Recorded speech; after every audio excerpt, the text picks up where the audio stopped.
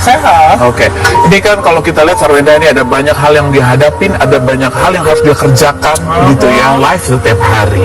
Ini yang kemarin terakhir adalah Sarwenda akhirnya mengklarifikasi secara detail gitu sampai harus mendatangkan juga dokter apa namanya bayi tabung yang terlibat dalam proses pada saat kamu hamil Thalia. Iya. Oke, kita lihat seperti apa videonya.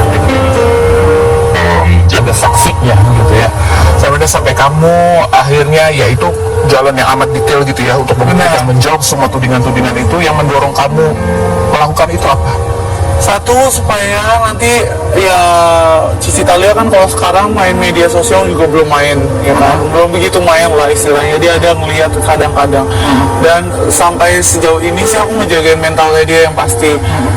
Dan aku belum menemukan pertanyaan tentang berita ini sebenarnya gitu. Jadi ya aku selalu bilang sama dia, kalau ada berita apa yang Cici mau tahu, Cici bingung, Cici tanya sama Bunda. Dan biasanya kita emang sering di talk, sering ngobrol. Dan sekarang dia bisa ngechat, voice note, telepon lah gitu ya.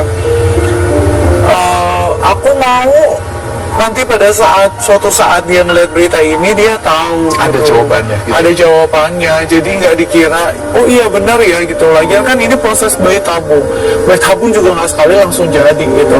Terus kalau bayi tabung ya berarti dari pihak rumah sakit juga pasti udah tahu siapa yang diambil ininya ya, bibitnya siapa yang diambil, bibit dari aku, dari ayahnya. Itu kan istilahnya mereka yang membantu untuk menjadikan Prosesnya mereka mengikuti step by step. Betul, jadi nggak mungkin kalau misalnya salah. Dan by the way aku nggak tahu orang ini siapa, nggak kenal, nggak pernah ketemu, ya aku nggak tahu gitu loh.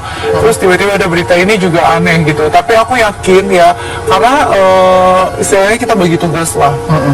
Aku tinggal sama anak-anak ya, berarti kan aku yang ngurusin mental anak-anak, kehidupan anak-anak gitu. Jadi ayahnya aku yakin pasti akan mengusut tuntas berita ini sampai ketangkep kan, ayahnya bilang ya.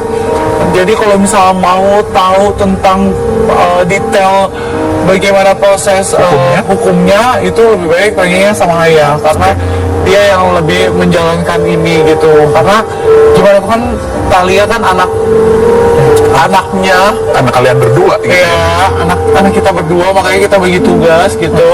Dan waktu ada kejadian Onyo juga dikatain sama fans kan, ayah juga nindak lanjutin sampai ketangkap.